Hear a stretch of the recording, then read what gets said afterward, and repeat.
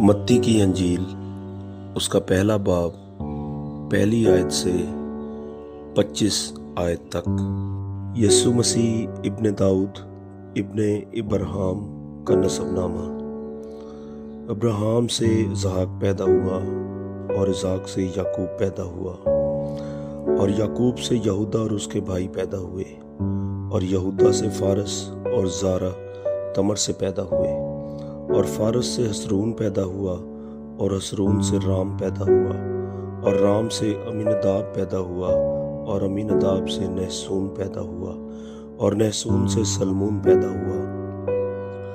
और सलमून से बोएज राहब से पैदा हुआ और बोएज से ओबेद रूत से पैदा हुआ और ओबेद से यस्सी पैदा हुआ और यस्सी से दाऊद बादशाह पैदा हुआ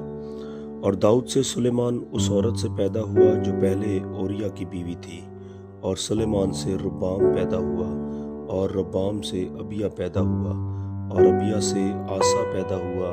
और आसा से यहूशवत पैदा हुआ और यहूशवत से योराम पैदा हुआ और योराम से उजिया पैदा हुआ और उजिया से योताम पैदा हुआ और योताम से अखिस पैदा हुआ और अखिस से हिजकिया पैदा हुआ और हिजकिया से मनस्सी पैदा हुआ और मनस्सी से अमून पैदा हुआ और अमून से यूसिया पैदा हुआ और गिरफ्तार होकर बाबिल जाने के ज़माना में यूसिया से यकूनिया और उसके भाई पैदा हुए और गिरफ्तार होकर बाबिल जाने के बाद यकूनिया से सियालतीएल पैदा हुआ और सियालतीएल से ज़रबाबिल पैदा हुआ और ज़रबाबिल से अबीऊद पैदा हुआ और अबीऊद से अलियाकीम पैदा हुआ और अलियाकीम से आजोर पैदा हुआ और आजोर से सदूक पैदा हुआ और सदूक से अखीम पैदा हुआ और अखीम से अलीहूद पैदा हुआ और अलीहूद से अलीज़र पैदा हुआ और अलीज़र से मतान पैदा हुआ और मतान से याकूब पैदा हुआ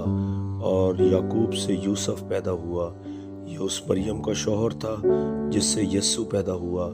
जो मसीह कहलाता है। बस सब पुश्तें इब्राहिम से दाऊद तक 14 पुश्तें हुईं और दाऊद से लेकर गिरफ्तार होकर बाबिल जाने तक 14 पुश्तें और गिरफ्तार होकर बाबिल जाने से लेकर मसीह तक 14 पुश्तें हुईं। अब यीशु मसीह की पैदाइश इस तरह हुई कि जब उसकी माँ मरियम की मंगनी यूसुफ के साथ हो गई तो उनके इकट्ठे होने से पहले वो रूह कुदूस की कुदरत से हामला पाई गई। बस उसके शौहर यूसुफ ने जो रास्तबाज था और उसे बदनाम करना नहीं चाहता था, उसे चुपके से छोड़ देने का इरादा किया।